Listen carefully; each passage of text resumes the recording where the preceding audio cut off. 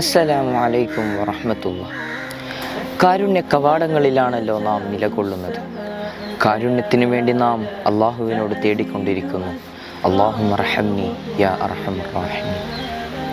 നമുക്ക് കരുണ ലഭിക്കണമെങ്കിൽ നമ്മിൽ കരുണയുണ്ടാവണം. അതിന് ഏറ്റവും നല്ല മാർഗം, നിങ്ങളുടെ ഉമ്മയും ഉപ്പയും ജീവിച്ചിരിപ്പുണ്ടെങ്കിൽ അവരിലേക്ക് നിങ്ങളുടെ കരുണയുടെ ചിറക് വിരിയിക്കാൻ ശ്രമിക്കും. അഥവാ അവരുടെ ഇഷ്ടങ്ങൾക്ക് പ്രാധാന്യം നൽകൂ. നമ്മുടെ ജീവിതത്തിൽ അള്ളാഹു നമുക്ക് നൽകിയ വിലമതിക്കാനാകാത്ത മുത്തുകളാണ് മാതാപിതാക്കൾ.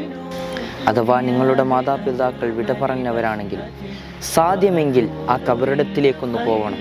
അവരെ ഓർത്തൊരു നിമിഷം കണ്ണു നിറയണം. ഉപ്പ അനുഭവിച്ച ത്യാഗമാണ് ഞാൻ, ഉമ്മ തന്ന ജീവനാണ് ഞാൻ എന്ന ഓർമ്മയോടെ മനസ്സറിഞ്ഞ് ഒരു ഫാത്തിഹയെങ്കിലും സമർപ്പിക്കാൻ നമുക്ക് സാധിക്കണം.